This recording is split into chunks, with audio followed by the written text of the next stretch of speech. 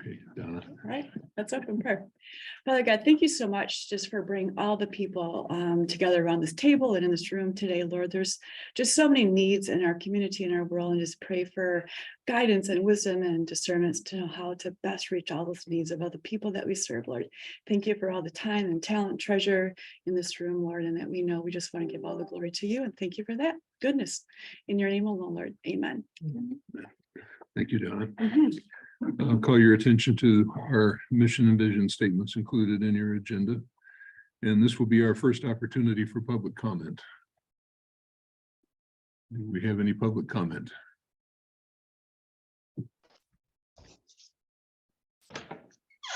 Hearing none, then we'll move on to the consent agenda.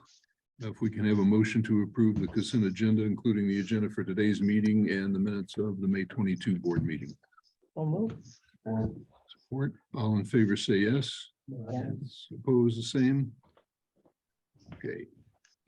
We have a presentation scheduled for today. Barbara Levin Orson, did I say that correct? Barbara, from the Momentum Center up in Grand Haven. So she will make a presentation on the services that these folks provide. Many people in the community, but also some people that are consumers here with mental health. Yes, or the, we have the, You want me? Have a seat if you want, Barbara, or okay, let's see if I can get this to it. Okay.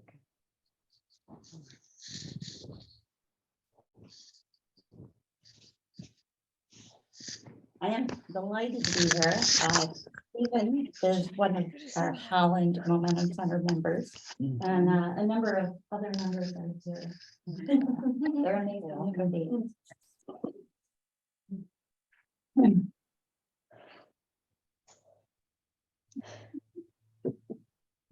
Want me to just start talking?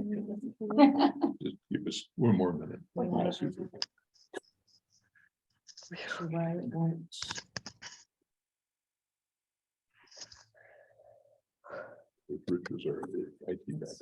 Yes, yes. We can call him in this weekend. I have my computer too, if that would help.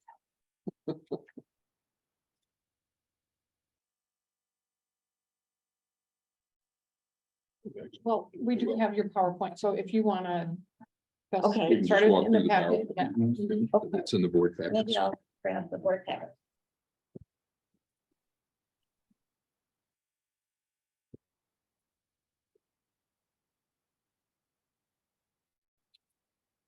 So for those of you who don't know how the Momentum Center got started, it really was through the community, through conversations. A nonprofit, I started a nonprofit in 2015 that was, oh, there we go.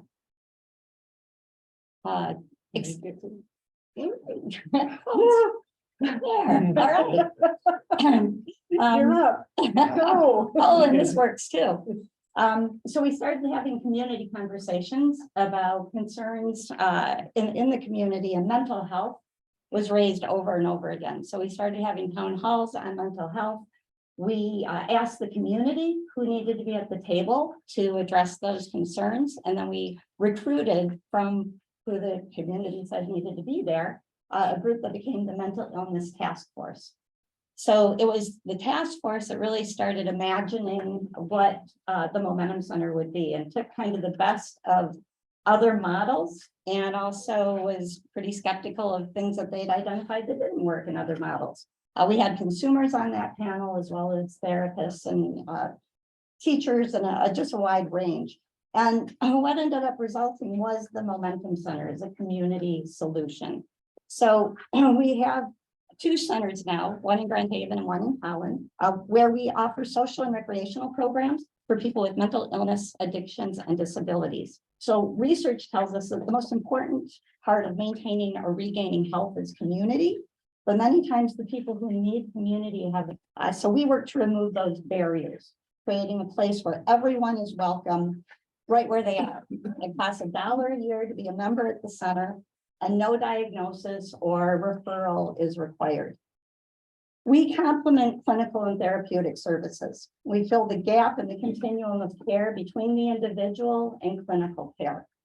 Because anybody can come at any time, we have a high focus on prevention and on early intervention.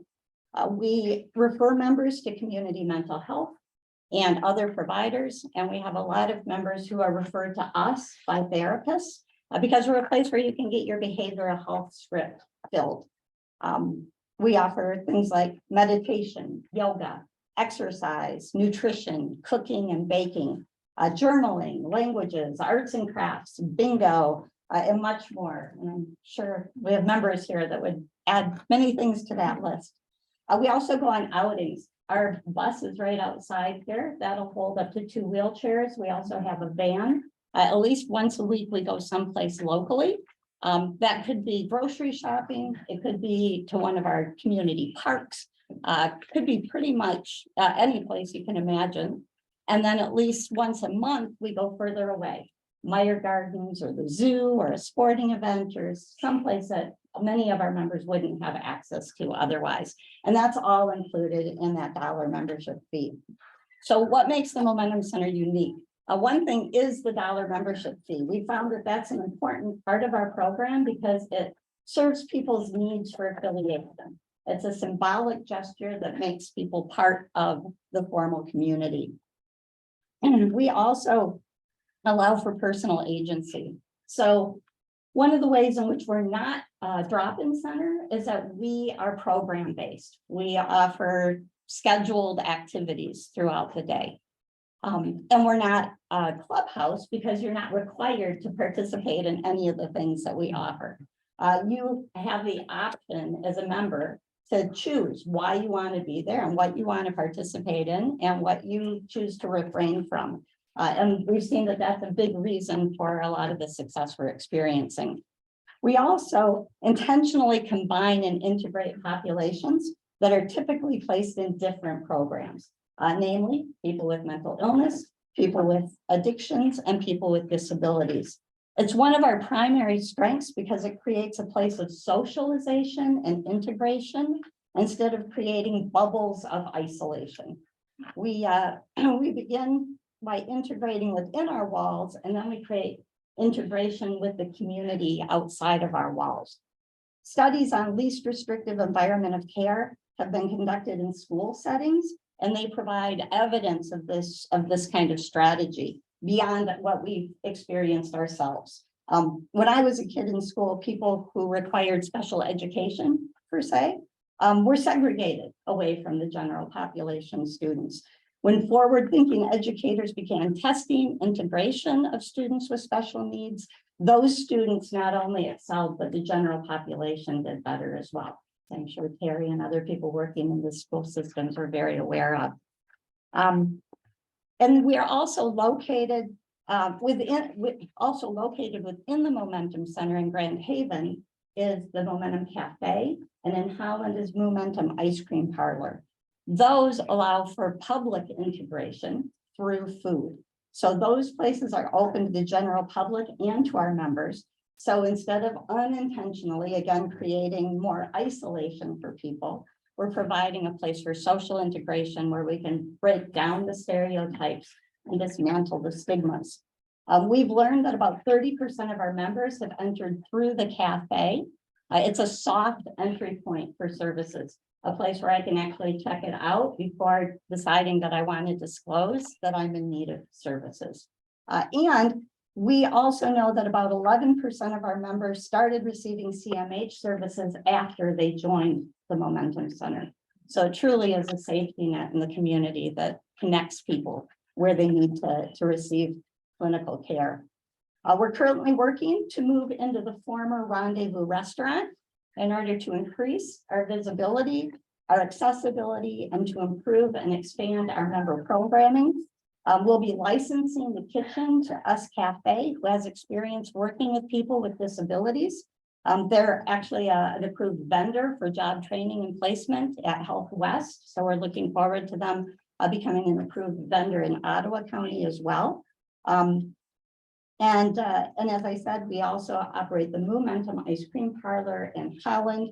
and are expanding the hours there as we find volunteers who are willing to help run the ice cream shop. So we're open there Mondays through Fridays now. And finally, we're a collaborative agency with other nonprofits. We invite other nonprofits to bring their materials to our locations. So people have a brick and mortar place that they can find information on all kinds of resources. They don't need to try to find it on the web or feel lost on a phone tree. And we have a lot of people come in just simply looking for resources in the community. Some of the ways in which we really try to be proactive in seeking member input and shaping our program is it started at the very beginning at that mental illness task force when we had consumers and people with mental illness, disabilities, and addictions part of that planning team. We now have a daily check-in where we give members an opportunity to make any suggestions or bring any concerns to our attention. We do a well-being check, and if anybody is in crisis, we're alerted to that so that we can intervene right away. We have a monthly member meeting where we ask what's going well, what could be better, and what kinds of activities and outings would you like us to offer so that we can best meet your desire for fun. And we have an open door policy. People can approach us at any time with concerns. We've just recently implemented a kind of a form to lodge formal complaints because, as you can imagine, when a lot of people socialize together, people start having personality conflicts. And so we're working to weed out the conflicts and what's really a situation that needs to be addressed. So we have a complaint form in place now. In terms of member safety, we have the membership process itself. You have to come into the Momentum Center to become a member. We have a form for becoming a member, which includes a safety screening. We do have a link that caregivers can get if somebody else is filling out the application for somebody. But that's the only way that you wouldn't be able to come into this building. So you can't just go on the website or to the Facebook link and become a member. You have to come in. We take that safety screening, which is provided by CMH. If somebody is not deemed to be safe for the program, then they don't become members. If they need a supports person, they need to bring their supports person with them. We don't offer that kind of level of supervision to be able to provide a one-on-one supervision, but we do have members that do bring supports people. In terms of programming, all of our programming is supervised. We have at least 2 trained supervision, people providing supervision at all times during member programming. We give our volunteers the same training that our staff is required to take in terms of recipient rights and CPR and any other mandated training. We strictly enforce our rules. If we have somebody who's violating the rules and we can't seem to get them not to, where we consult with therapists, we consult with family members, we try to find action plans to correct that. If we can't correct it, we have dismissed members in the past for the sake of the safety of the whole. It's the last thing we want to do because obviously we're dealing with people who are desperate for a community. So we don't take lightly the idea of telling people they can't be there, but when needed, we do and we have. We have suspended, we have dismissed. When necessary, we have called the police and reported behavior if we've needed to do that. So we are very strict about enforcing our rules. And then during non-program time, we have the cafe, where we still are providing supervision. So there's, as opposed to sending people out and saying, okay, now you got an hour on your own, go have fun. We're still there to provide supervision during that time. In terms of our budget, this year we project receiving $674,000. 43% of that will come from the mental health millage. So originally, the CMH millage made up a higher percentage of our budget. We've been able to gather a lot of community support, which has allowed us to expand our programming beyond just what the millage will pay. And you can see our expenses are about 86% of our expenses go to programming. So the CMH millage alone is not enough to cover all of the programming costs. But that's specifically where all of the millage dollars go. I wanted to share our sizzle reel. Will the video play? It should. Okay. Do I need to do something from here? You should be able to just go. Let me see if it. Let's see. Maybe not.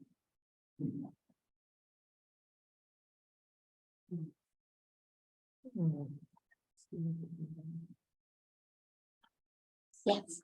And you hear sound? No, I don't hear anything.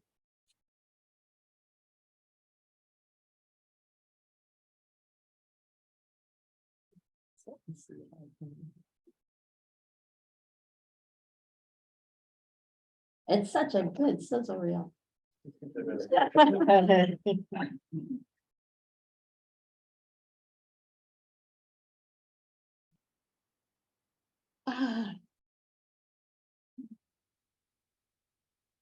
there anything up there I can? No, it should be here. I just want to make sure I'm using the right speaker. That's good.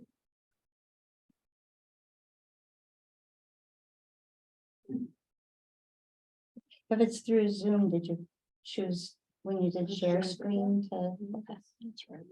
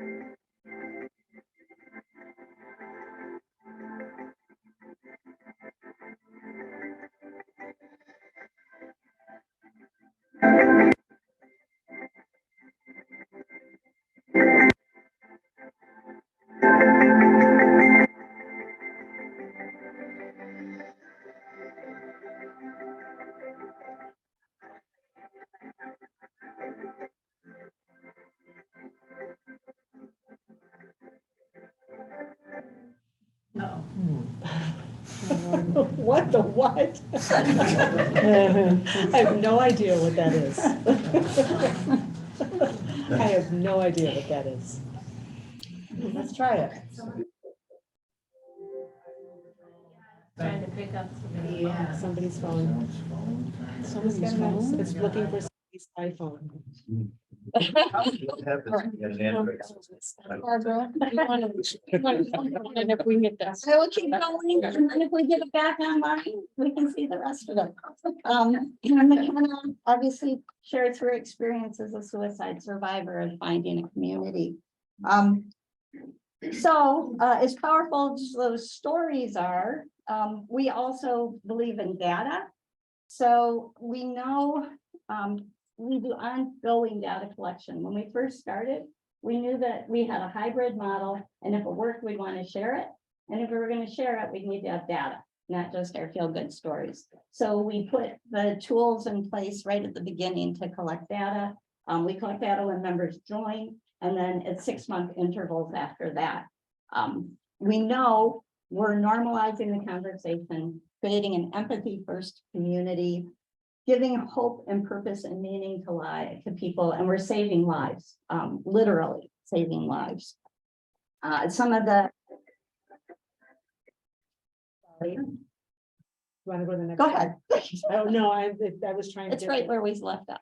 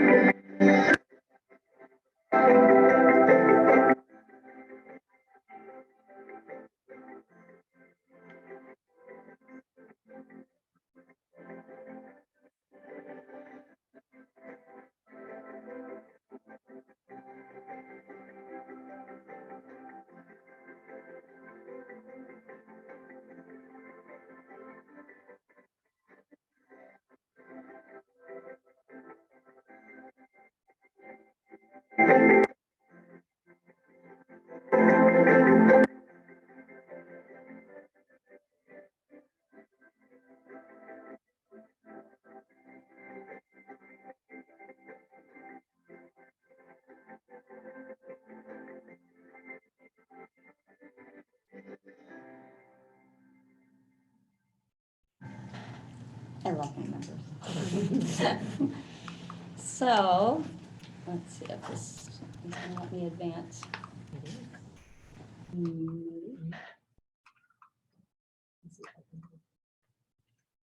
This close, here we go. All right. Just some quotes here. People finding a place where they can be who they are, people who have chosen life because somebody cared. Again, we do our ongoing data collection. We've also done a number of research projects with Grand Valley, Michigan State University, then Atlas. And then we utilize that data for program evaluation and development.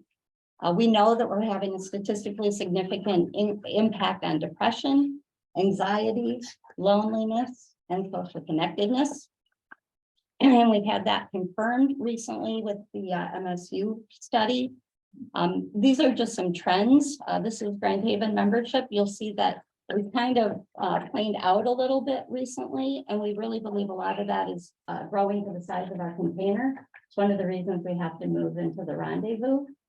It's just not big enough now to have, we can't have multiple groups. And you know, you walk into a group that's too big and then you don't feel like you have a place. So we need to be able to spread that out. Meanwhile, in Holland, membership is on an expected increase because it's a relatively new program. We've been there almost a year and a half. This just shows you how many people are MIDD and both. So the gray line at the bottom are people who are both have both mental illness and developmental disabilities. The blue line is developmental disabilities and mental illness is the orange line. So about 2/3 mental illness. It's the highest of those who are serving, which makes sense because it's a mental health knowledge. Membership in Holland, however, the highest number of members are people that have both mental illness and developmental disabilities, followed by disabilities and then mental illness. This is, I think, really important because we track participation. We never sit at the corner and say, hey, it's $1 to sign up. Let's get you registered. We're not interested in having 700, 800, 900 people on a membership list that never participate. So we track participation. And this shows two things. The gray bar shows the number of people who actively participated in a scheduled member activity. The orange line are members who were engaged, but in different ways. So they might have come into the cafe, or they might have come to the dinner and movie night, something that was open to the public, not necessarily the bingo that was scheduled or the language class that was scheduled, but we're actively engaged during the month. And then the blue at the very bottom are the people who are inactive. So a very small percent. And these are the numbers for the same thing in Holland. So what's the gray again?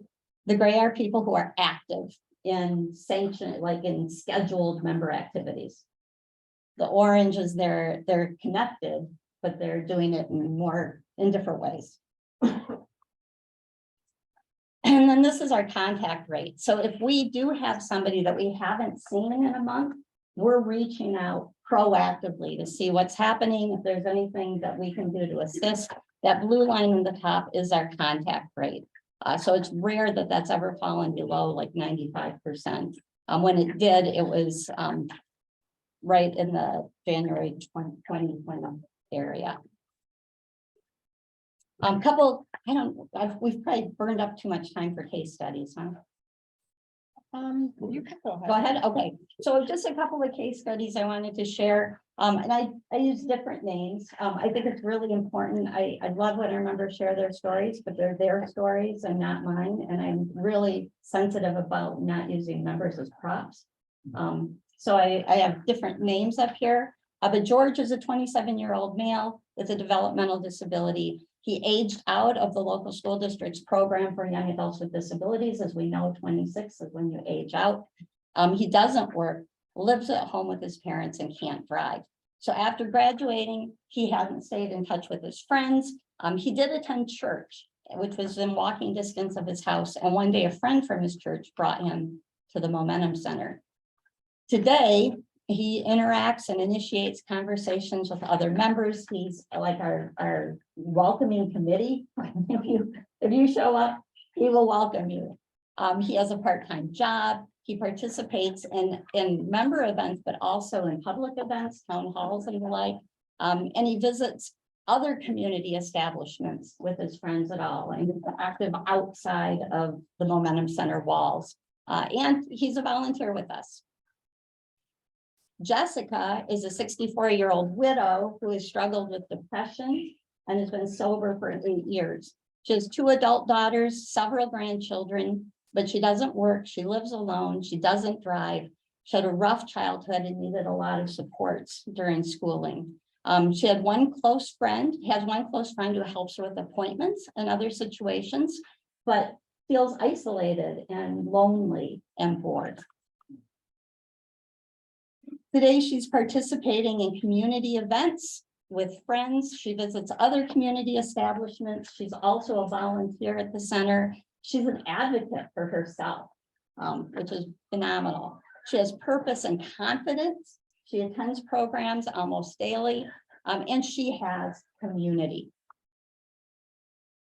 I mentioned our research partners, Then Atlas.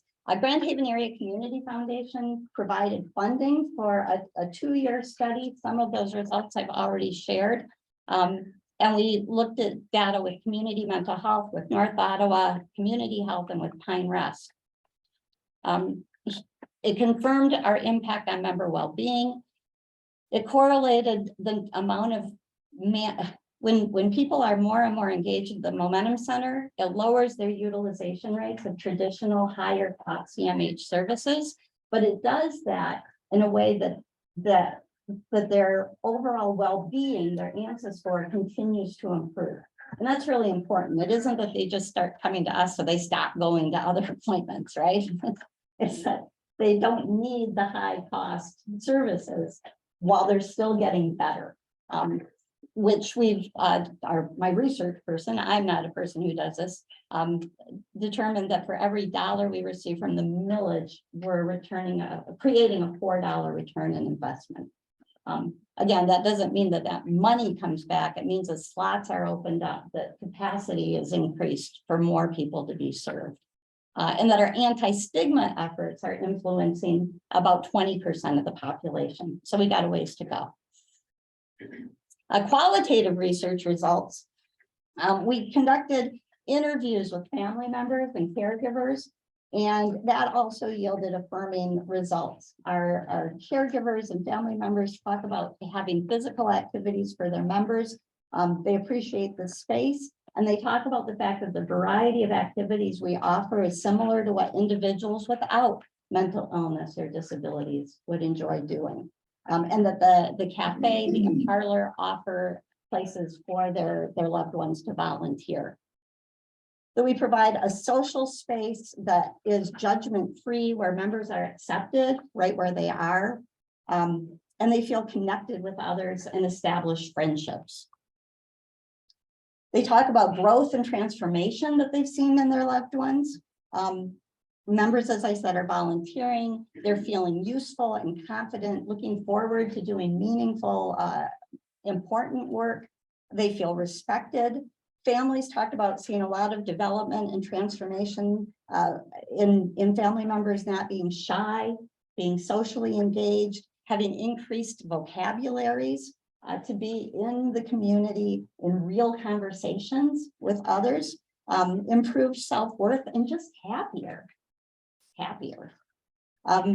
In terms of family interaction, members become engaged more with their family members too. And families trust their loved ones at the Momentum Center. So we provide some relief and alleviate some caregiver burden. And the benefits go beyond the Momentum Center. Members apply their social skills and interact with people throughout the public in real and meaningful ways. We build long-lasting relationships with members and families feel a sense of community, which inspires them to want to give back. And then again, just increased awareness in the community of the people who are living with mental illness, disabilities, and addictions, increasing the community awareness as we become more visible. Barbara, I was going to ask you, how well do you feel you're received in the community by the merchants and the people that live nearby? Do you feel welcome? Yeah, we're located in Centertown in Grand Haven, and we've always been warmly welcomed by Centertown. They see us as a real positive addition.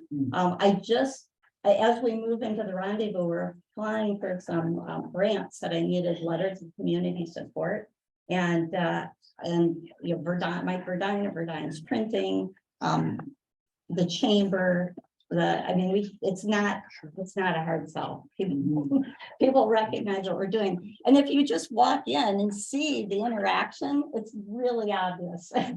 It's really obvious. When we first opened the ice cream parlor in Holland, there were a few neighbors who complained that we were bringing in all kinds of elements into the neighborhood. And that was when we had like 3 people come in, and none of them were bad elements. So we worked on just doing some community outreach so that people understood that what we were doing and what the effects would be beneficial to the whole community. What's next for us? We are moving into the former Rendezvous restaurant and opening the Blue Cafe. We're launching a capital campaign because we have to be able to pay for the Rendezvous. So that's coming. We have submitted our first article to a peer-reviewed journal and are anticipating publication. So Which journal is that? Shoot, I'm gonna go blank right now. It's HJL. I can give that to you. I can during the meeting, I'll find it on my phone. But it is, we looked at the score, the impact score and all that. It's not one of those that says pay us and we'll publish you, right? It's an actual legit. And we're continuing research with MSU. We're testing something that's called Sierra. It's an intervention in emotional regulation that has been used successfully with people on the autism spectrum. And we are using it with people with mental illness. We ran our first pilot group. It went really well. We were able to give some feedback to MSU about some changes that we suggested. But we have members like using the stuff that they learned. It's great. So I think July 10th, we start the non-pilot group, like the first actual group. So, and we have some funding from Blue Cross Blue Shield of Michigan to pay for that, which is exciting. And we continue to work to stabilize the Holland operation, trying to find financial support for that program so that we can continue, and including the Momentum Ice Cream Parlor. And do you have any questions for me? I did bring our capital campaign book. We haven't launched the campaign yet, so this is like early material for you, but I did bring it for the board. So the millage money only goes to the adult program. We also have a program that starts at 11 through 17, 18 if you're still in high school, but no millage money goes to that. We do have a summer program both in Holland and Grand Haven taking place right now. What does adult program mean? What does that mean? 18 and over. So that's all those daytime excursions and things like that? Yes, yeah. And we put out a calendar, and we mail the calendar to all of our members, as well as community partners. And the calendar will include member activities. And if we do have, like the dinner and movie night is open to anybody in the public, all of those things are listed on the calendar. How many staff do you have, Barb, between both facilities? Including myself, 6 full-time and 2 part-time. How many part-time? 2. Okay. And you said your budget for this year was 674? Yeah. None of us are getting wealthy. Is that just millage dollars? No, village dollars are 290. When you envisioned this back in 2016, correctly, you told me It was 215, 2015 is when we first started the conversations. 2016 was the first town hall and specifically on mental illness and the forming of the task force. And then we opened in 2017. Did you have an idea of what total population you felt you may be able to serve as you defined what those population groups were? So as the task force met, we talked about how best to serve our local community. I thought we were gonna kind of help get something going. And then CMH asked us to submit the RFP. So we did. And I think we didn't know when we started. And I have a son with schizophrenia. So I'm really aware of how difficult it is for people to find community when they don't fit the social norms. He was our first member. And I think, we started with 3 members and then 4 and then 5. And then it takes off. It's really difficult getting word out these days. There's no one way to communicate. It's not like there's one radio station or one newspaper or any way to just reach everybody. So we work hard to use all of the different networks we're connected to. We also send out a mailer to every home in Grand Haven, Spring Lake, and Ferrysburg. One at the winter time about holiday stress and depression, and one in the spring about springtime and suicide. And we see those as content delivery. They're not like, come send us money. But we do say, if you're looking for community, there's the Momentum Center. So I've tried to be very active in reaching people in a variety of ways. So would you say it exceeded expectations from 2016, or you just didn't know really necessarily what to expect? I think it's exceeded since 2016. The task force that you have together, I work for North Ottawa, and as part of the redesign of their emergency room. And so that group actually back in 2012 started to identify, because they were going to make a mental health space above the emergency, So I wondered if they were able to help you with any of that data capture, because it did occur for a couple of years prior. Yeah, well, and Lindsay, Yeah, she came after me. yeah, okay. So she was on our task force and really helpful with the data information. Any other questions for? Yeah. Yeah, the member input, you said that you have daily check-in, objections and concerns and well-being check. Is it their responsibility to check in? And I think your hours are what, Monday through Fridays? So Yeah, we do. How does that work? Our hours have fluctuated a little bit over time. There have been times when we were open on Saturday and then participation ebbed out, so then we stopped. So we try. We had some later hours, which were good for second shift people. A lot of things changed at COVID. And yeah, so we haven't, right. So we had some expanded hours before COVID that we haven't returned to. But when members come in, we have tablets, and it's an easy push button. They put in their 4 digits. And then there's like emoticons to kind of register how you're doing, and an opportunity to say if there's anything you want to share. You know, there's a place, has anything happened that you need to share, anything else you want us to know? And then opportunities to, give us any kind of feedback. And if somebody does indicate that they're in crisis or they're feeling suicidal, that we get a alert on the computer system, so we can do QPR and get people the assistance that they need. Holidays? We have done, like, we've done alternative holidays, like here's a Thanksgiving meal that we didn't do right on Thanksgiving. I did Thanksgiving once for my family did their personal Thanksgiving at the Momentum Center, because I wanted to make sure that if people needed a place to go, that they knew they could come there, and we didn't have anybody come. So I think the holidays aren't as, people tend to have, yeah. I have two Yeah, quick it's before and questions. after. Sorry, I have 2 quick questions, one kind of half one. So I appreciate explaining the 3 different groups of people and how you put them together. I appreciate the explanation. It sounds like your focus started out more with serving the mentally ill, right?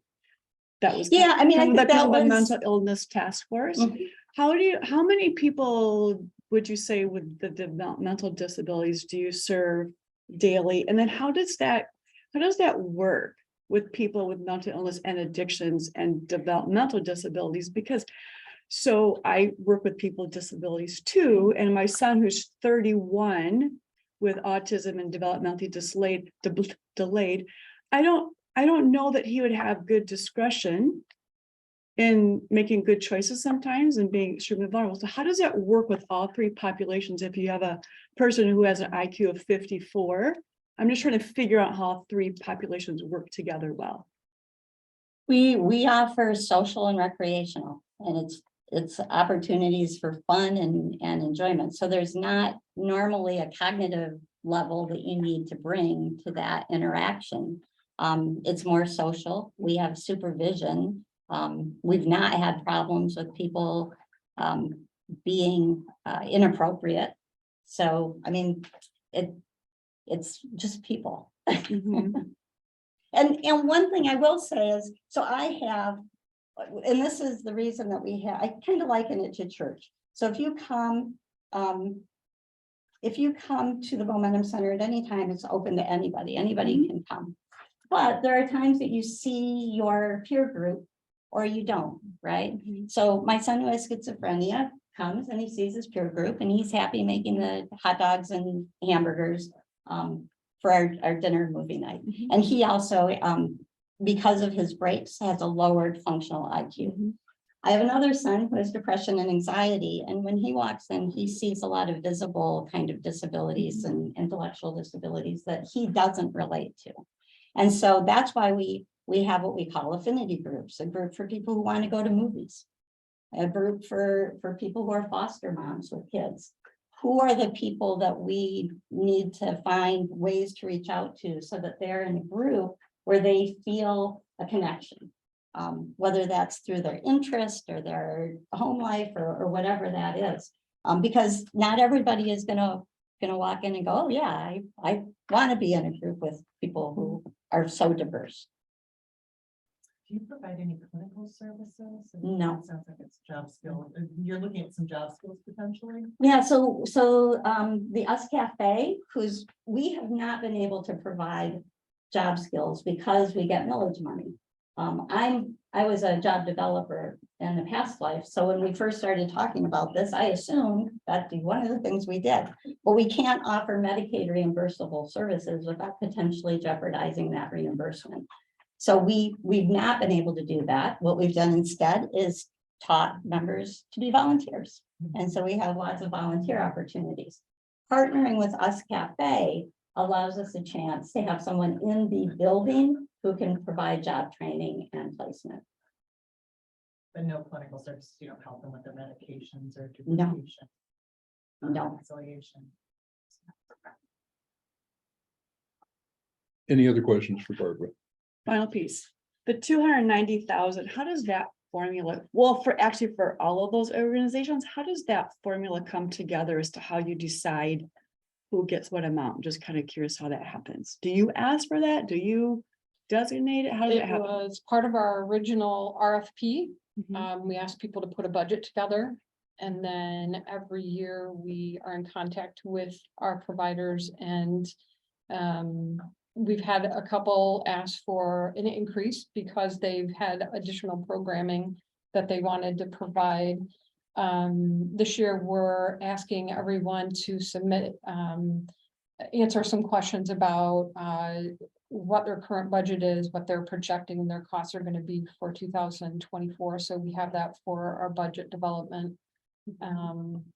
So it's, we monitor them.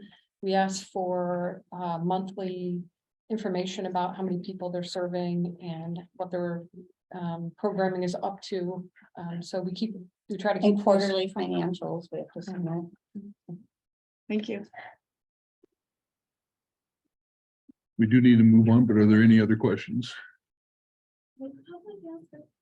No, ma'am. No, ma'am. All right, Barbara, thank you very much Sure.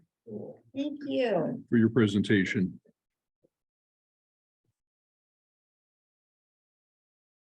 So, You want to- yeah, I apologize. I should have put this on the agenda, but we have our medical director, lead psychiatrist here, Dr. Joseph Drum, and he's gonna give us just a brief and what he does and how he's doing. And he's our medical director for a couple more months, unfortunately. Mhm.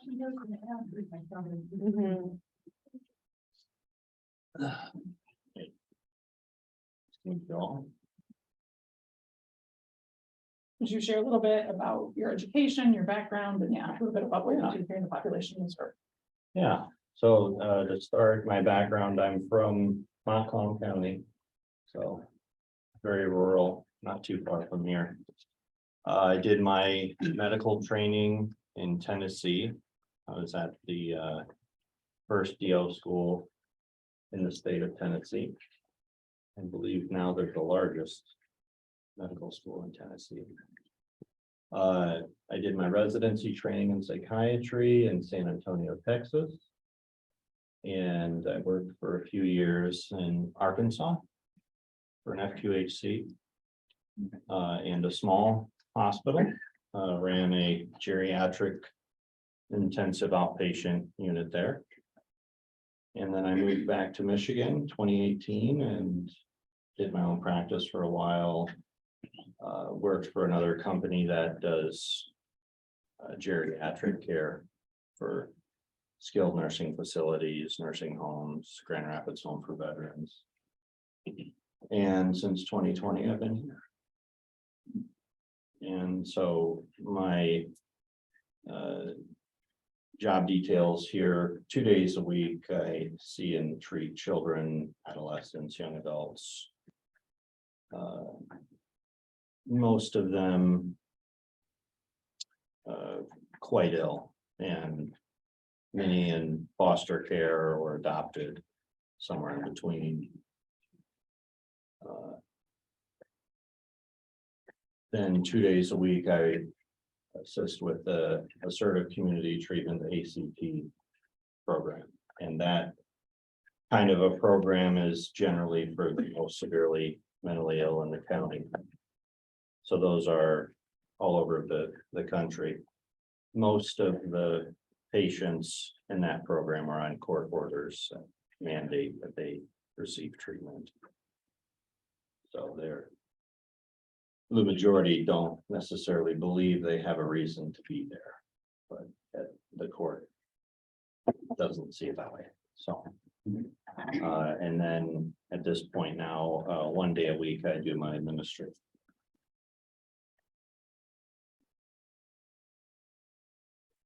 Are you going to warmer locations? I'm sorry? Are you going to warmer locations? No. No, I'm actually staying in the exact same spot. But I'll be doing some work for Lifeways. It's in Jackson. Optional. No, it's another community health center. Yeah.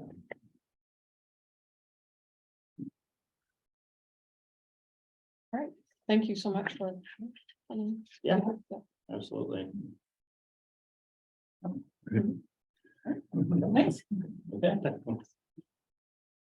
Next, we have Joel Ebbers, Program Supervisor, who will be making a presentation on our SUD program.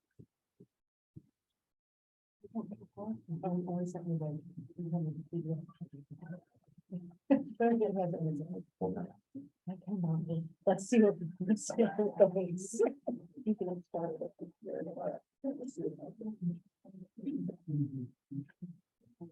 So I think everybody has the PowerPoint in the packet, so we'll just go off of that and then try to get it up on the screen. But my name is Joel Edwards. I'm Program Supervisor over our substance abuse services. So I'm excited to be here and talk to you about what we do here at CMH.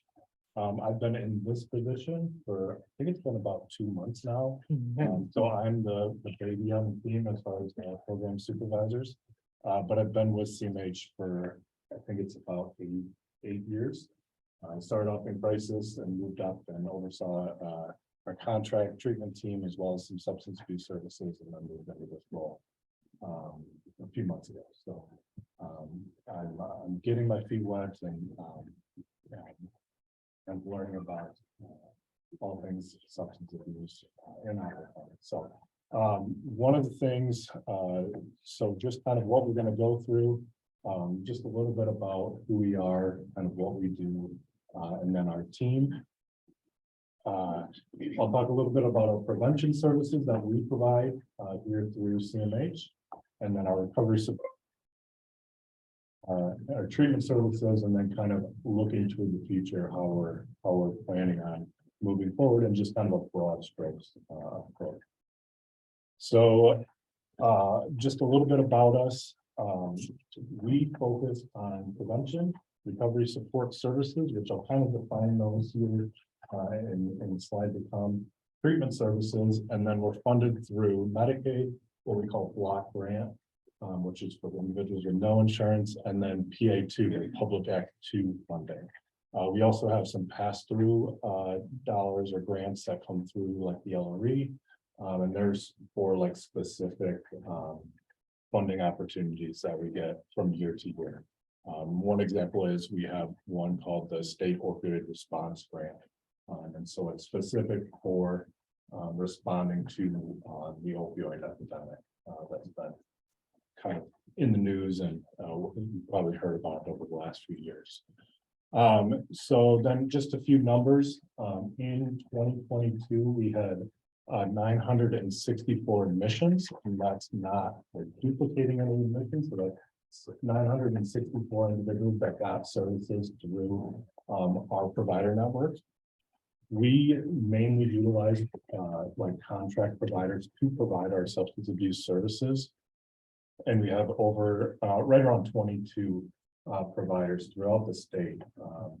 Most of them are here or in Kent County or just right around us, but we do have some as far as like Boyne City down in Kalamazoo.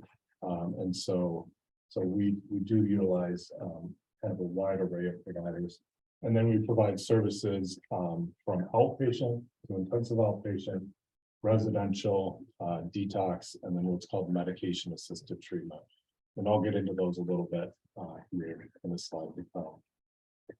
So just a little bit about our staff here at CMH. Like I said, we utilize a large degree of contract providers to provide that clinical services. And we're looking to where CMH can kind of fill in some gaps related to providing direct services here. But currently we have, 2 SUD clinicians, and they focus on coordinating services. So for individuals who, maybe go up to Boyne City for like residential services and then are coming back for outpatient, they're helping coordinate that. And they also oversee any treatment requests, and they operate our SUD line. We have a specific line that anybody can call and get specific SUD information or treatment information.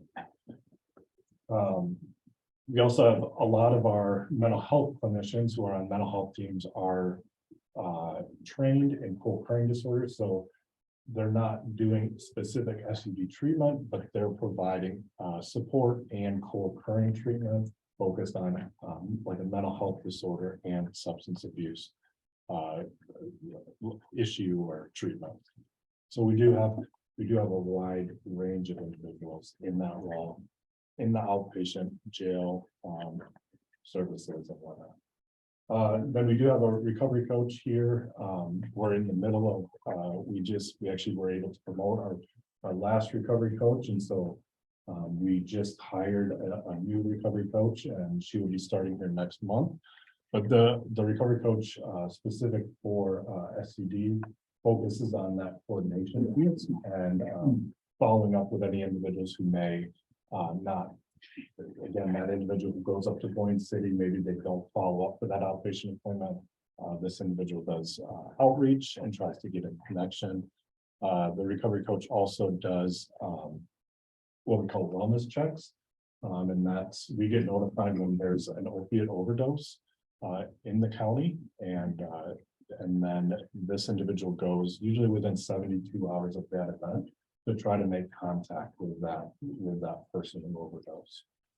And that contact looks like, hey, I'm just here. I just want you to know we care about you. You know, we can provide you services, and that individual may say, nope, I'm good. And we'll say, all right, thank you. We're here if you need us. Otherwise, we've had people get involved with treatment, take referrals to treatment, but a wide range of different connections there. And then we have a prevention specialist, and the prevention specialist is focused on coordinating our opiate task force. And that's a lot of our prevention activities. Really, our prevention is focused on reducing the impact of the opioid epidemic on the community. And so we're kind of in like a different wave of the epidemic. It started off with like prescription drugs and maybe an overprescribing of prescription opiate medication, and then it kind of switched into heroin and then fentanyl, and now we're still seeing fentanyl, but it's actually being mixed with a lot of other drugs like cocaine and methamphetamine, and it's just kind of all over the place right now. So even though like prescription drug use has gone down, heroin use has gone down, we still see the number of overdoses because of fentanyl and medications. And our opiate task force is quite robust. It consists of a number of community stakeholders, different hospitals, medical health systems, hospice provider, our treatment providers. So they all sit around the table and provide input on how best to address the opioid epidemic. One of the ways that we've done that, and that is the distribution and then the training of naloxone use. So Narcan or naloxone is a drug that reverses the effects of opiates, and it can reverse an overdose. And so getting that into the hands of individuals and being able to engage them with our overdose wellness checks, individuals who have a overdose that is reversed. And then also, yeah, our wellness checks were a product of the opiate task force and discussed there. Then some of our recovery support services, really recovery support services are those things that kind of supplement treatment. They help people get into treatment, they help individuals remain stable in treatment. So the biggest one that we provide is recovery housing. So we have a few providers in the county that do recovery housing. And we as CMH help coordinate that. And then we also pay for up to 60 days of an individual stay if they meet like our criteria. And so Building Men for Life and 70x7 are the two providers currently in Ottawa County. And then we have a few Ottawa County providers as well. And we do our best to keep those individuals in the county so that they can find community and they can find and engage with the community that they're there. Another initiative that we've been able to partner with is similar to what Barbara Lee just presented on. It's called SOBAR. And this was the product of an RFP that we put out with some grant money that passed through money through NBHHS. And it's a social recreational program, but focused on individuals in substance use recovery. And really the vision of this is providing a place for people who are in recovery to find community, to have fun, to get connected to other people. So they host AA meetings, NA meetings, any type of meetings. They try to, I guess they have cornhole there right now as they're still setting up the building. They're still getting paint on the walls, but people are still coming. And so that's been open about 2 months, and they're shooting for around September to have like a more of a grand opening for that. So those are two kind of exciting recovery supports. So then our treatment services, like I said, we have a provider network of over 20 providers, really providing any level of care that an individual would need. And so just as an overview of kind of those levels of care, these are in order from 1 to 4, but an individual doesn't have to start at 1. They could start wherever in this day. But detox is really just that process of getting the drug out of an individual system. Usually that lasts like 3 to 5 days. And that's done in a medically monitored setting. We have several contract providers that provide that. If somebody starts at detox, a lot of times they step down to residential. Some of our detox providers provide both. So short-term residential is 7 to 14 days. And then we do have long-term residential programs, which can go up to 90 days.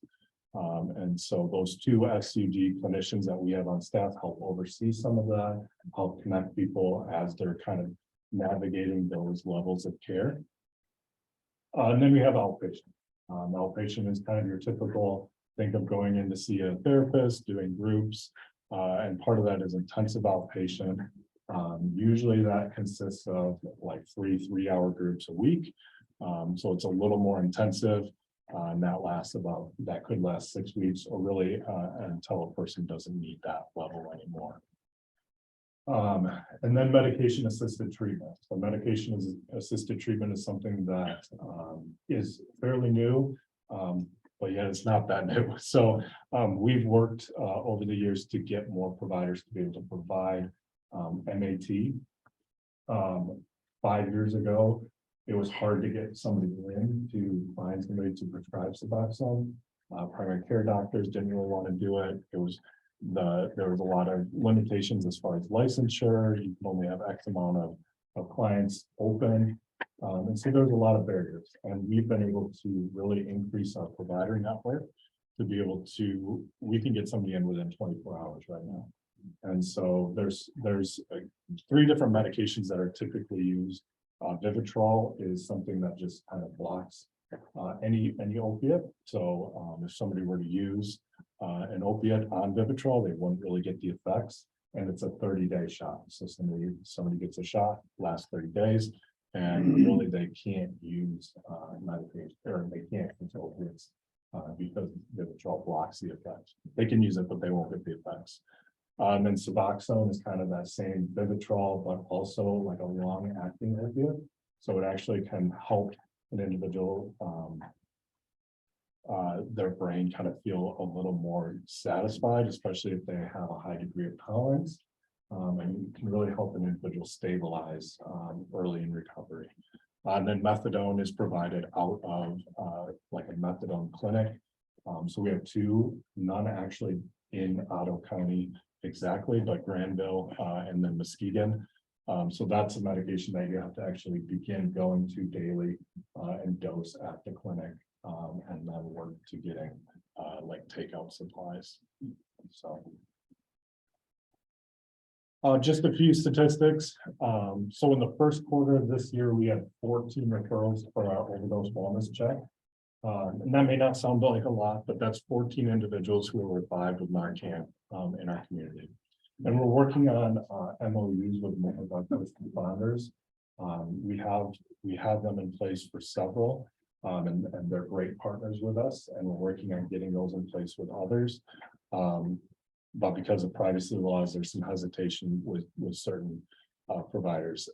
So in some ways, we want that number to go up because we want more people to be captured by this program, but we also want that number to go down because those are lives of individuals that were close to death and they were revived with Narcan.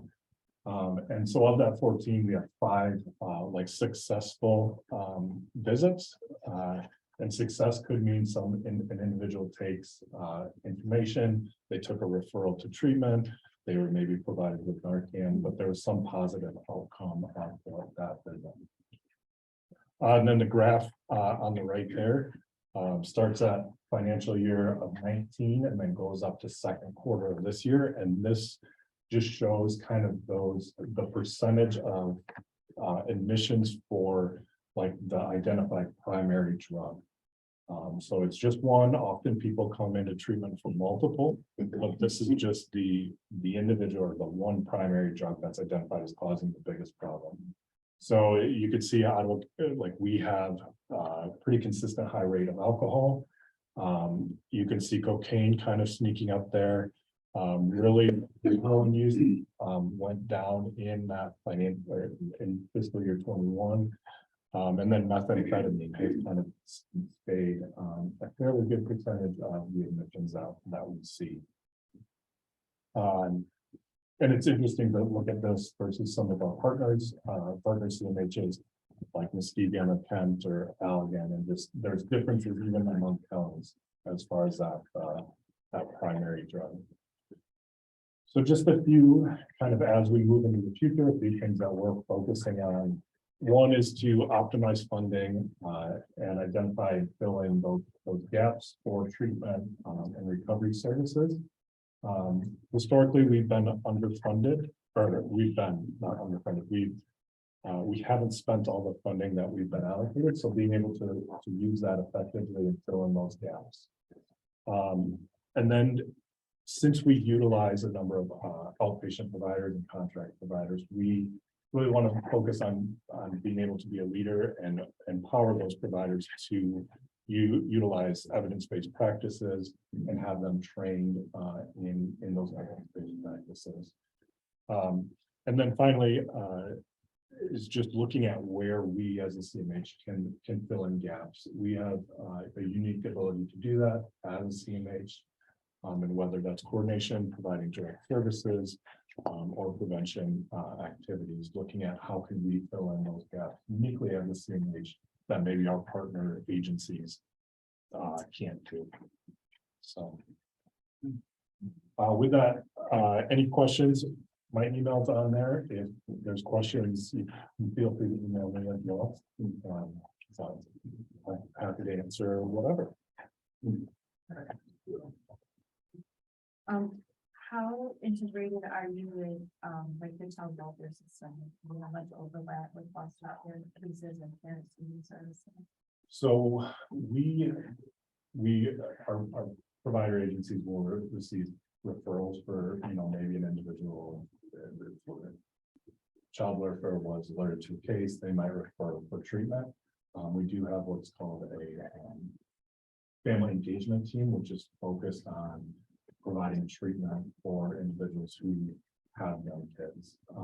And we also have what's called women's specialty funding. And it's not necessarily just for individuals who are in the foster care system or with child welfare involvement, but it's focused on meeting like the needs of moms, who have small kids. So it provides like childcare services for individuals who are in treatment. They can provide transportation to, and like a higher degree of coordination with like, the DOE services or services related to, being pregnant or, having young kids.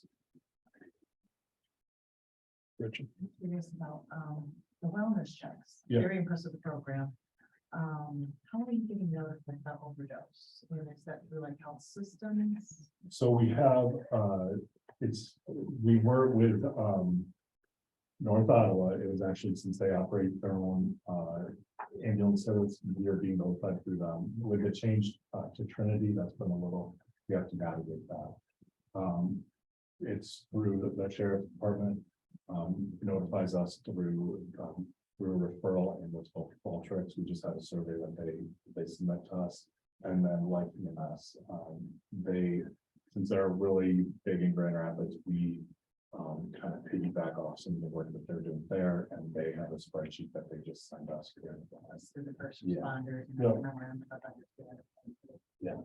That's great. The recovery housing was the other question. Just, how many beds do you have in there? Are they low? So, it's hard to say that. So Yeah, Building One for Life space. has, so Building One for Life, it changes based on need. So last I talked to their director, they had, I want to say around 13 houses. We're not funding all those. So it could be individuals that have stayed in recovery and are like moving on. They find community in the house that they live in, and they just stay there. The primary place that people stay is down on 16th and Country Club at Building One for Life, and that's a 16-bed house. So usually people will start there and then go to a different house once our funding stops. And then 70x7, we're in the process of transitioning that contract from what's called NOLA before, and 70x7 is taking over that. So there's one house up right on Fulton. And I think that's a 6-bed house. And then I'm unsure if there's going to be one in Holland, but we're working to get one in Holland. So I don't know the status of that house. Yeah, so far. Where's that? That's actually in right next to Getty Church, in the old Kmart area. So it's in one of those like just strip mall buildings. Oh, and then CCBHC dollars. Sounds like, yeah, I mean, you're optimizing funding, so substance use disorder. So that's, especially as we walk into next fiscal year, utilizing CCBHC and anybody. And later summer, early fall, we will have Building Men for Life in to talk about their program. They'll be doing a presentation. Are there any gaps that you see, in our county in providing services in that area? So right now, so a gap that we've been able to fill has been that prescribing of Suboxone, and that I think we've done really well with that. A gap that we're working to be able to fill is individuals with a high degree of co-occurring. And so we have been working with one of our providers to provide specialized programming. It's a program called Recovery Management. We put out an RFP late in 2022, early 2023, and they responded to that. And so it's utilizing more of a community-based approach and being able to provide case management, like recovery coaching and therapy with more of an outreach community-based approach, as well as medication management. That's been a big piece that I'm very happy that we've been able to have more at our contract agencies. And so being able to not have a siloed approach of mental health and substance abuse, but really integrate that. That's something that we're working on currently. So. We also, Sorry. No, that's okay. We also have, I think people know the opiate settlement dollars. So, Joel and his team have been working on a proposal for how we could best use that that money. And it's right around the same things that you're saying, need for that recovery housing and medication assisted treatment, and also helping people to be able to attend meetings. Childcare is a big issue with that, so that's one of the things that bubbled to the top. Last thing then, what about communicating with young people? Is there much going on with prevention? Something like our teens. Is that an area you guys cover too? So we don't cover that directly, and the prevention money is funded a little different than the treatment money. So the prevention money we're considered like a provider for prevention, and we provide for the opiate task force. The LRE oversees all the prevention money, and they contract with it's Arbor Circle to coordinate. It's called OSAP. We do partner with them. We attend the meetings, but that's out of the Ottawa Substance Abuse Prevention Coalition, and their focus is more on work in schools and things like that. So. Any other questions for Joel? Lucy? Maybe you talked about this already, but I'm looking at the statistics. Yeah. And there's the one that says all other. So I'm just kind of wondering whether or not you're seeing great drugs that can't treat, because I know there's, I don't know, coming, I don't know that one of them, but there's some that they don't, or can't not resolve or reverse. And are you seeing any in Ottawa County? So usually some of those trends that like catch the news of like these big scary drugs, Right. usually they take a while to get to Ottawa County. And I think that's fortunate for us. So we definitely see trends. We see overdose trends, like we'll see a pocket of several in one area. And usually when we talk to law enforcement, they're usually have a good pulse on it, and they'll say, yeah, there's a bad batch of this, like, so meaning like it had a lot of fentanyl or some fentanyl derivative in it, that there was several overdoses in that area.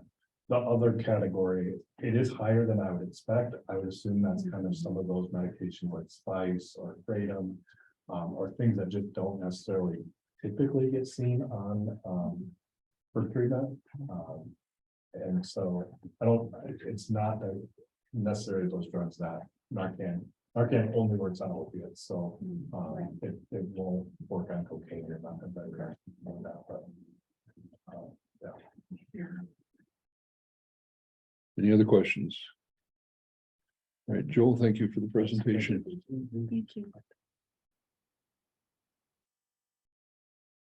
Is there any old business we brought to the board? New business, we have service contracts.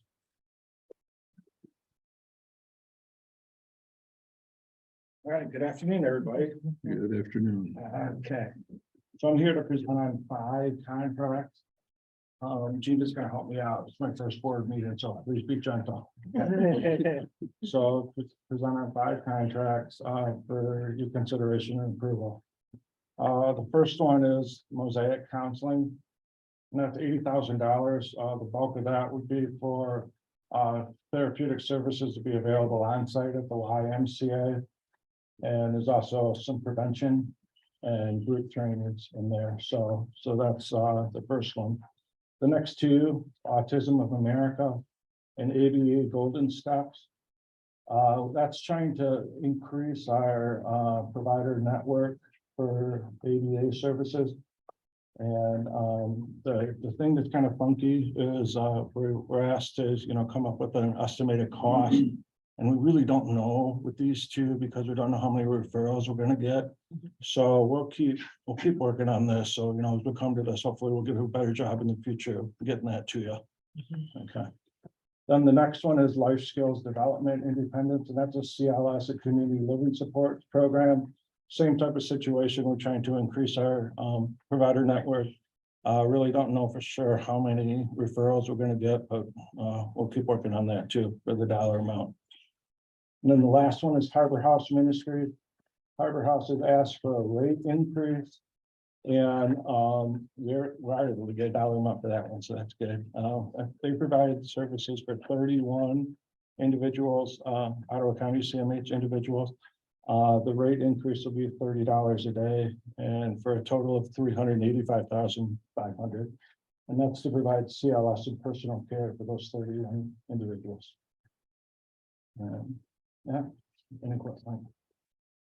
With the ABA, with both of those, one in Southfield and the other in Yeah. Troy, are those services provided in those locations or are the therapists coming to our community? Yeah, so, the ABA one is, that's a toughie because, a lot of the providers on the other side, and they do have, I don't know for these two for sure, but a lot of them do have satellite offices.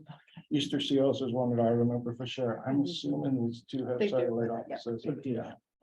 Yeah. Good, thank you. The Harbor House, they provided the justification for their increase. I'm sorry, say that again, please. Harbor House provided financial justification. for the Yeah, increase. yeah, so the big thing is, they really haven't had a rate increase since 2020. So this is, to help get them kind of up to that, and that's one thing I really want to look at, the whole, how we do the rate increases and, possibly revamping that in the future.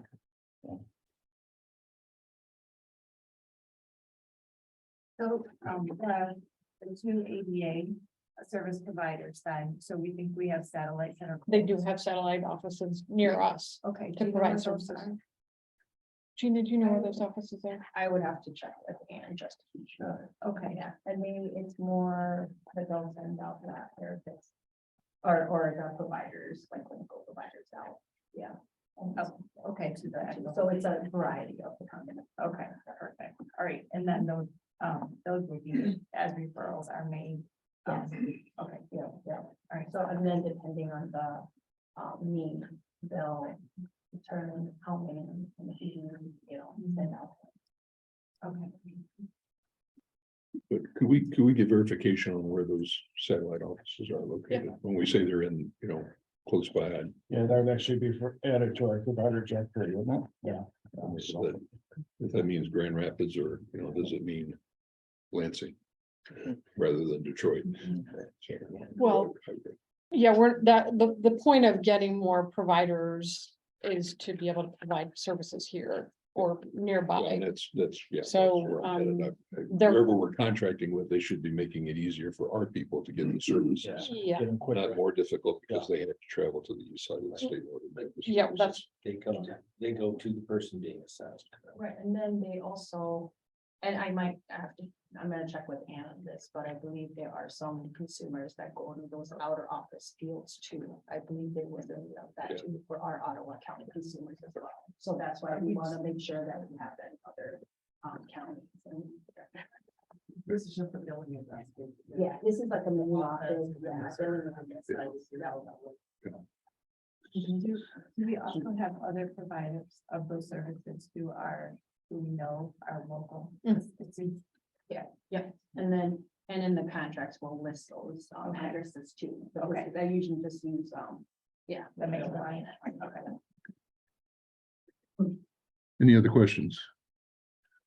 If we could have a motion to approve the June 2023 service contracts as presented. Second. Support, all in favor, say yes. Yeah. Oppose the same. Okay, thank you. Thank you. Next is financial report.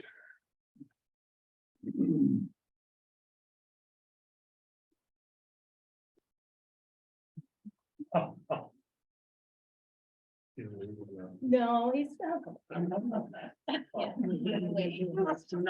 This is not my slide.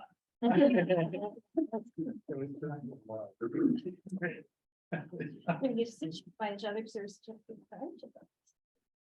So presenting the financial statement of activities through the end of May. we continue in a healthy position. One thing to point out, mental health fund up in the upper left corner. May was a funny month. We had our revenues from April hit in May as well as our May revenues, and then we were the way that the calendar fell, we almost were 2 weeks lag with billing because we had the holiday in that month, and then the way that the date hit, so we have a larger than normal surplus, but we're still projecting right on budget. Nick's gonna talk about our budget amendment. We did a mid-year amendment to align with the revenues projected from the LRE.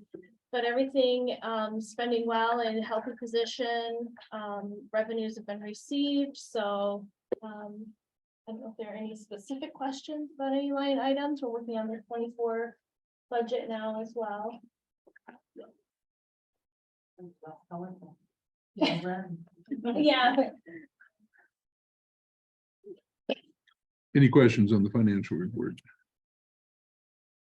If not, then can we have a motion to approve the financial reports as presented? All in favor, say yes. Opposed, the same. Thank you. Combined monthly LRE report. Which I think you don't remember. Budget adjustment. Yeah, no, we're doing the budget. Where am I? Budget adjustment. Oh, I'm sorry, a budget adjustment or amendment. All right, as Amy mentioned, we did a we did a 6-month evaluation of where we were at financially and then matched with the LRE projections. So we've had 8 months worth of revenues come in to our facility now, so we have kind of a better idea of where we're going to be ending at the end of the year, as well as the LRE is kind of verified where they're sitting for the end of the year projections. So that involved increases to our Medicaid revenue as well as our SUD Medicaid revenue.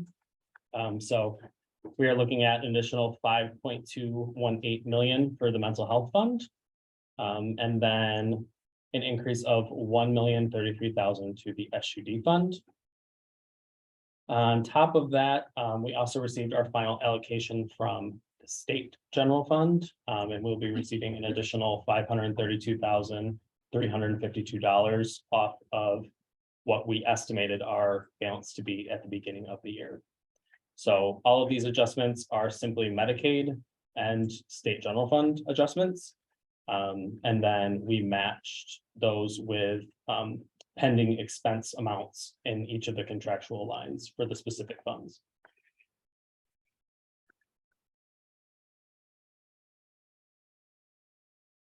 Any questions?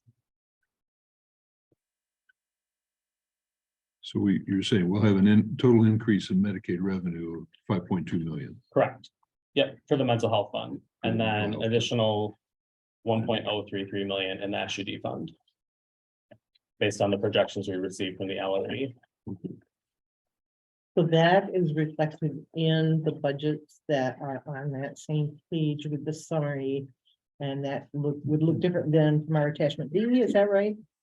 Are you talking about the LRE I'm, or the actual? Well, an Well, attachment, it's not in either because it has to be approved by the board first. okay, So, It's showing on E. I have it Right. manually typed in there on the Oh, E okay. document. that's, yeah, okay, that's what, that's yeah. where I wanted. Yep, those yeah, changes. okay. Perfect. Yep, they're listed on there. So Thank you. one's under capitated Medicaid on the first one, and the other is under Healthy Michigan for SUD. And then the 532 is listed under state general fund for the mental health fund. Thank you. Yep. So I'm brand new and I still get nervous to ask a dumb question, so I'm gonna ask that. So just again, trying to understand is where in there does it, where or what category is people specifically with developmental disabilities? Is that in there? I hear mental health, but is that the same as developmental disabilities? We include, yeah, it's, think of it as substance use disorder and the rest falls into mental health. Okay, So it's combined into there. okay, And we don't get separate funding for the populations.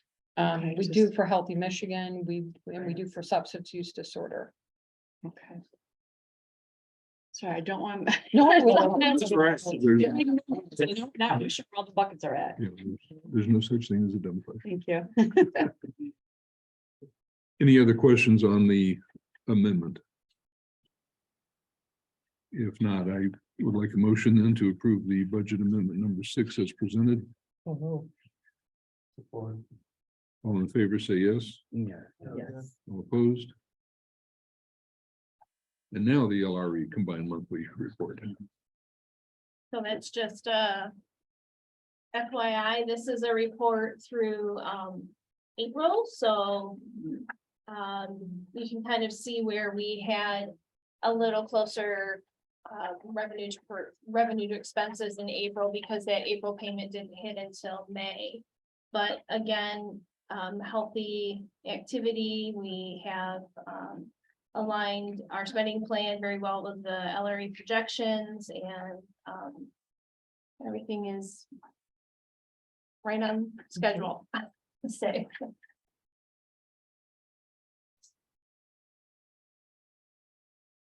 Any comments, discussion on the report as presented? All right, thank you. Executive Director's report.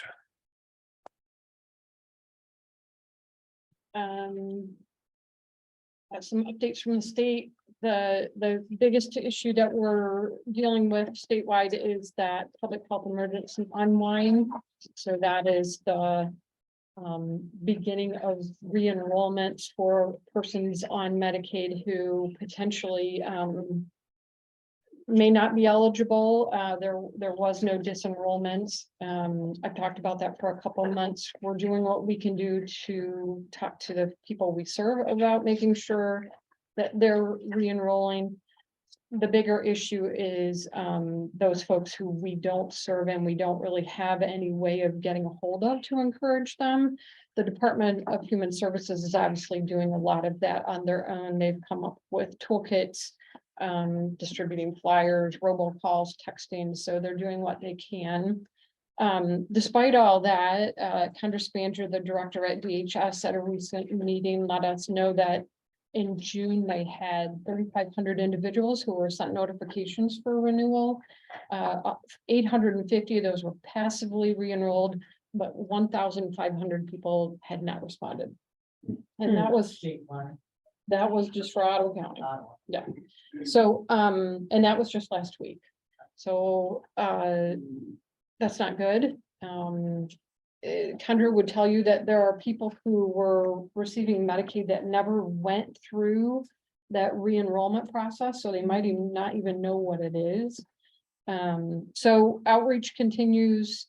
I am hearing, I don't have this confirmed, that they're extending that enrollment for June, from the end of June to the end of July for those people who need to be enrolled in June. So the state's having that problem throughout the state, not just Ottawa County. It's important to us because our Medicaid funding is based on enrollments of everyone in our county who has Medicaid. So we're definitely keeping an eye on that. What is that population? 1,500 right now. I'll have to check for you. Okay.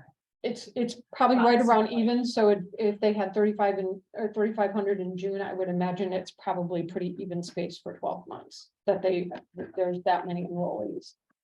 So, and it's hard to tell right now whether it's going to continue, or maybe it's the word's getting out there about re-enrollments. But we'll keep an eye on it. So I did want to give you an update on CCBHC. As you know, we are currently running one of the SAMHSA programs through our system. There was an extension program through SAMHSA. That's part of it is, the title is Improvement and Advancement. So we were able to submit that grant application on time, but we won't know if we receive that for probably another month. That brings in $1 million for 4 years. The other thing that I've let you know about is that the state of Michigan is also, has their own, CCBHC program. It's called the demonstration program. And they are opening up the availability of other CMHs, other organizations to participate in that demonstration project.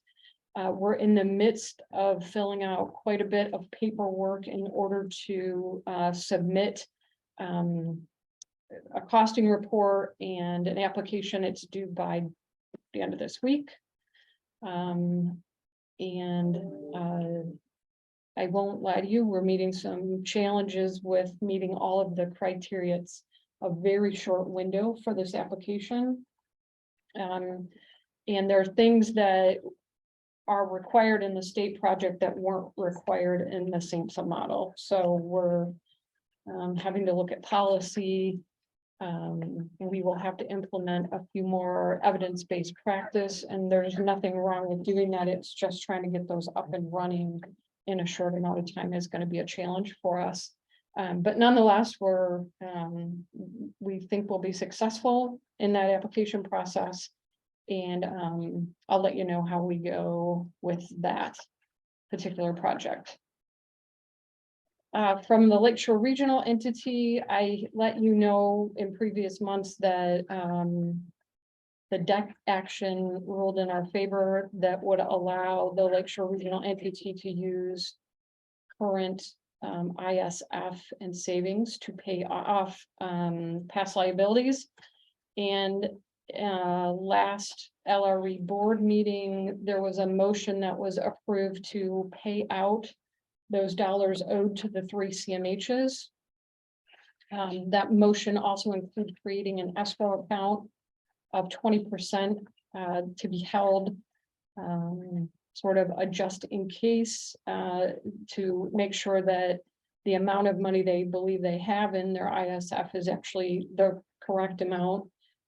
As you know, if you've been here for a while, funding can, or the spending can change throughout the months.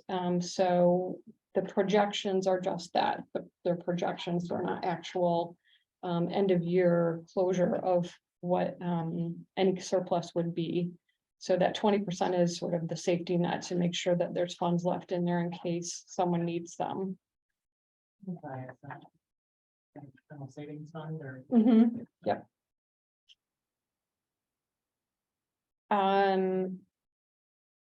Some updates from our organization, CMH, doing a little bit better with filling open positions.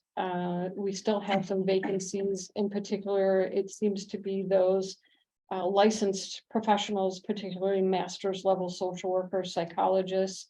We've had a couple positions that have been open for months, literally. So we had a good meeting with HR and John Gibbs, and we're planning on presenting a proposal, looking at a couple of different options. Might be, and I know, Gretchen, you had some concerns about how we can do anything that it's union. Yeah, and we've had some discussion about it potentially being, and even if that's true, we'll put a proposal together that would support why we feel like some of those positions might need a slight differential. But you're right, we might have to wait until union training or union negotiations. And then there were some other thoughts out there as well, as far as maybe non-payment stuff that we could possibly do. So we'll put some thought behind that and hopefully get a proposal in place for people to look at.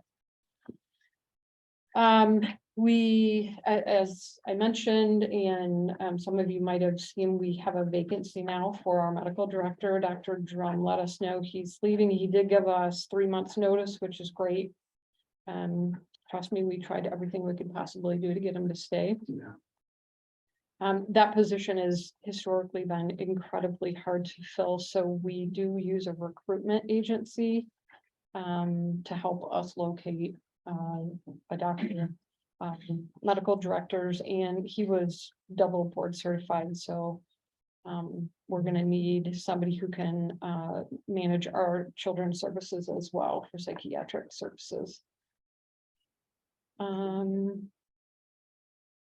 Just an update, last meeting, we talked about the changes that were happening at the Ottawa Area Intermediate School District and Ottawa Area Center for School.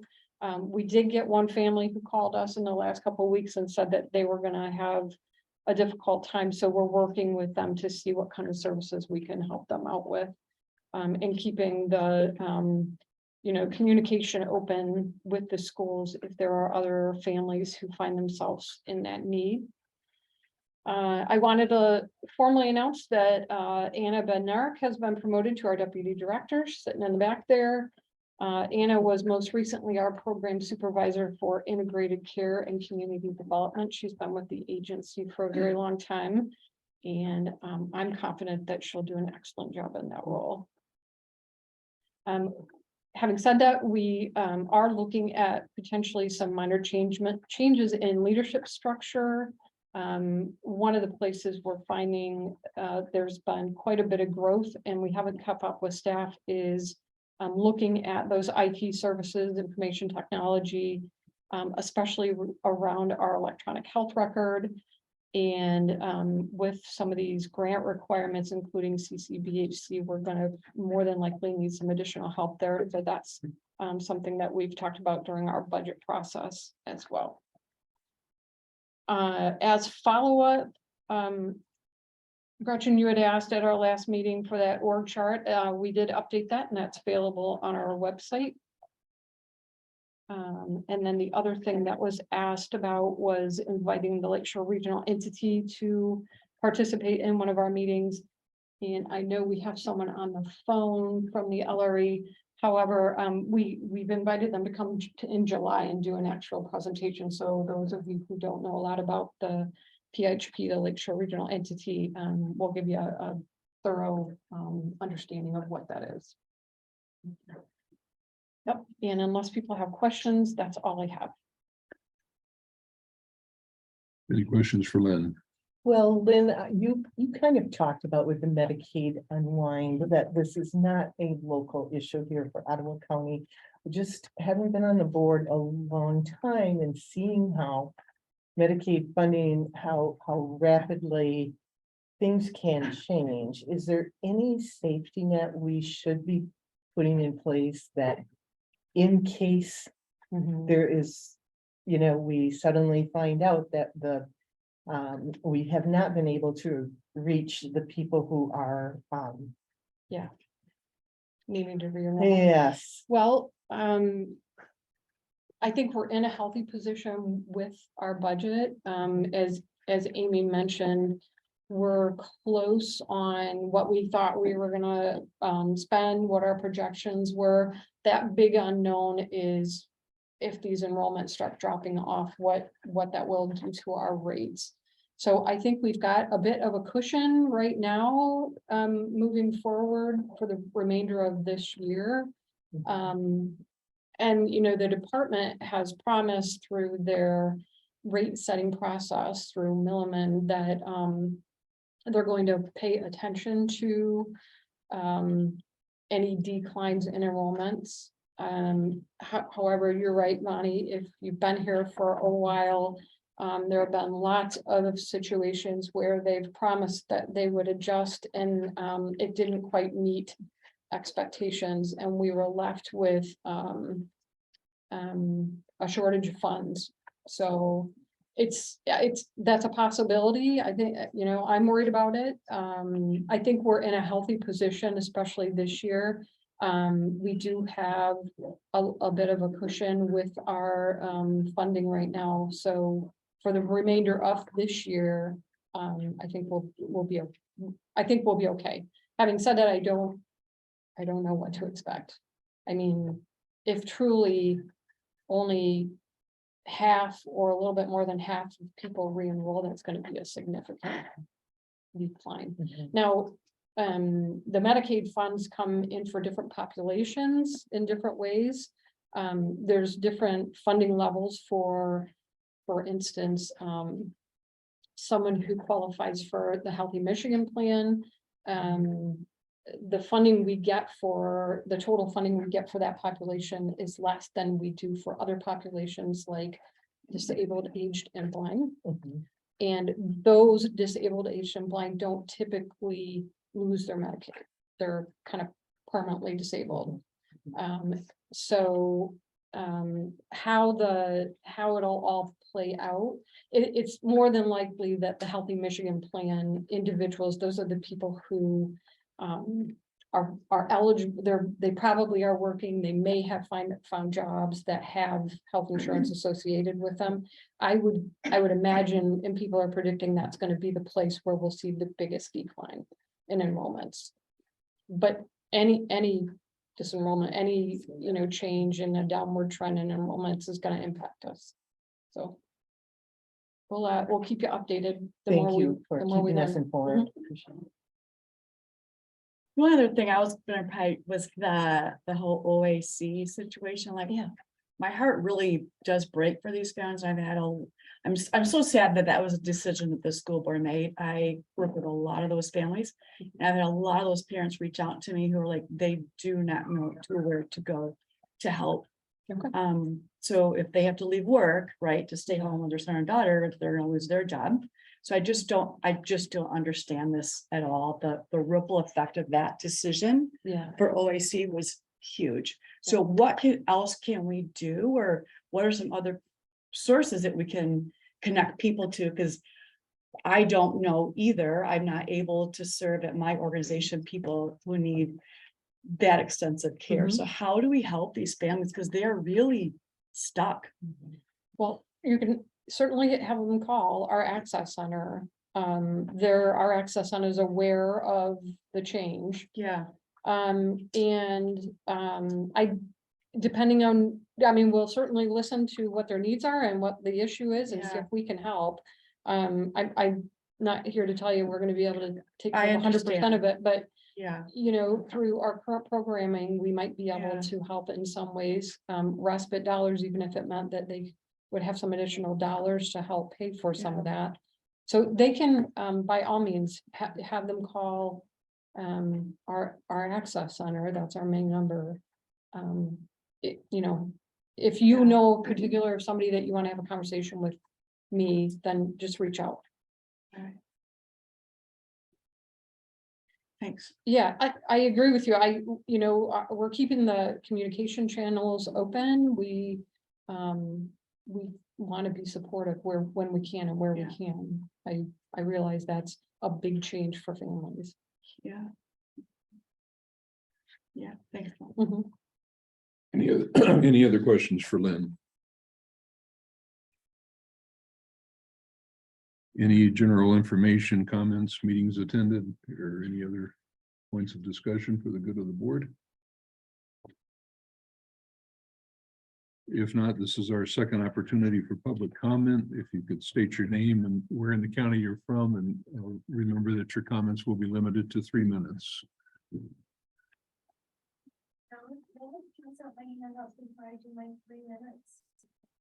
Don't connect the dots. But that's fine. Thank you. It will also answer, Donna's questions. Donna, will you take one and pass one down? Oh, And then, will you take this and pass it down? So what I'm passing out is the guide to services to answer, board member Bunce's questions. So I'm just passing out the guide to services to answer her questions, and I'm passing out the programs that to answer Bonnie's questions, as well as I think Commissioner Patter's questions. So I'm passing out 3 handouts. And then tell me when I can get my 3 minutes. We started to, Mhm. well, I'll wait until the 3 minutes because they make sense. So the 3 handouts I'm passing out are the guide to services from the Lakeshore Regional Entity that apply to all of the CMUs that are under the LRE. And then I'm passing out the Ottawa County's enrollments and the high, which accounts for the $30 million, the largest funding bucket that the city to talk about where the current enrollment is for that bodies. And then the last one that I'm passing out is the programs to answer. So, okay, So on the Ottawa Community website, it says that our programs and activities are governed by a board of directors. Unfortunately, I listened through all of these board meetings, and it is very difficult for the board to connect the dots. The Medicaid money that you have on your activity sheet of $30 million, that is a lot of that is the home and community-based waivers that I just passed out. So there's programs, there's benefit plans that all of the CMH participants can be enrolled in. And the guide to services that I passed out are all of the eligible services that people can have. And what one of the presentations mentioned, they mentioned, well, Ellery does prevention services. They do the prevention.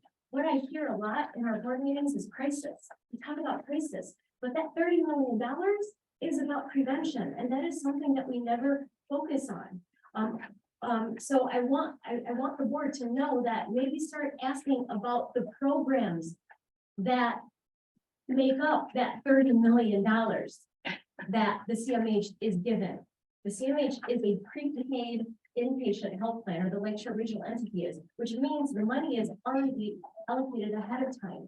And so these services are what are entitled to the people. Now, what Momentum Center said was interesting. She said, the social rep program Momentum is to prevent long-term services so that there are more slots available. What I just passed out is the 1915I enrollment in April. CMH did not enroll, they did not mention anything about how many people they've enrolled, and they have a goal of 400. The $30 million, or a portion of people are not enrolled, they will not member. So the long-term services are community living support services. They are to allow people to live freely in the community, to be able to go to Grand Haven Theater and pick the movie of their choice, not go to Momentum and sit and watch the movie that they have chosen for that month. So I just wanted to educate the board on, please ask about the programs that fund that $30 million, and please ask about the people who are enrolled in each program, and look at the guide. So the guide, this is the book, the Guide of Services. Have the board ever seen the Guide of Services? This is what the board is supposed to be following, because it's your contractual obligation. Thank you, Ms. Whitcomb. Is there any other comment? Hello. Hello. Just a minute, we have someone in the audience commenting. Okay. Submitted for publication. It's the Global Journal of Community Psychology Practice. Thanks. Okay, thank you, Barbara. We have someone online. We have two people. Rosalie. Okay. Oh, I can go first. Go ahead. You can hear me? Yes. Hi. Yeah, I looked at the job description for the psychiatrist on the Human Resources website. And my question last month, can you hear me? Last month was, can the South D post on the county's Indeed account? But my suggestion is, can the psychiatrist be a MAT prescriber? And there's no mention to be familiar with the IDD population. And my question, was this going to be an additional psychiatrist in addition to the medical director? But I guess our current director's leaving, so that the new director, why are we calling them a psychiatrist when they're not required to be licensed as a psychiatrist in the state of Michigan? And how do we find out if they're actually board certified in psychiatry? Because I feel that's misleading and misrepresenting, even though they have a background and did a psychiatry residency. I feel that they should just be referred to as the DO or MD that they are, because they're not required to be a licensed psychiatrist. That's my pet peeve, that if you're not licensed, why are you saying you are? Which you're not. And then the Health Endowment Fund grant, what happened to all that money? I got an email today. We finally ended the dispute of the $2 caregiver fee at the Holland Aquatic Center, but I got an email that my daughter's membership is on pause because we didn't have staff to take her. And I thought that was a monthly billing. They would be billed for each visit, even though she hasn't had the opportunity to visit because she hasn't had staff. Now she has no membership when I thought it was just individual visits. And then that Health Endowment Fund grant runs out the end of September. So all of that was for naught. And the Holland Aquatic Center needed to be contracted. These contracts, why can't those be included in the packet?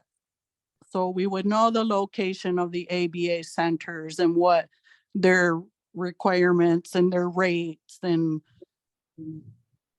that would be good for the public to see. And then the CCBHC, like that's $80,000 going to Tri-Cities wide. Rosalie, Oh, thank you. it's 3 Minutes minutes is up. already. Yes, ma'am. Thank you. Is there anyone else online that has comment? I have my hand up. I'm Karen Obitz from Spring Lake. Okay, Karen, go ahead. Thank you. I just wanted to say that I am very, very supportive of the Momentum Center for many of the programming that they offered the community, especially during the lockdown portion of the COVID pandemic. Now that I'm out and about more, I also really enjoy going to the cafe, the Momentum Cafe, and just being part of the community with all of the other members that come there. And as I learn more about the Momentum Center, I want to be able to participate even more fully and support the ways in which they're having their clientele be able to socialize with one another. And I'm looking forward to one of those movie nights. Thank you. Thank you. Anyone else online that has comment? There's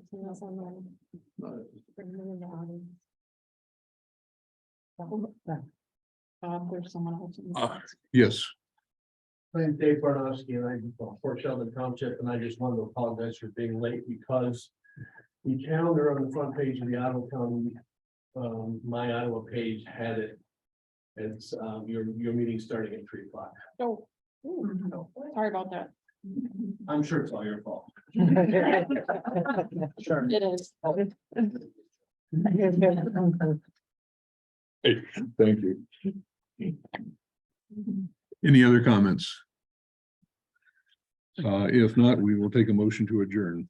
All in favor, say yes. Opposed? We are adjourned. Thank you all.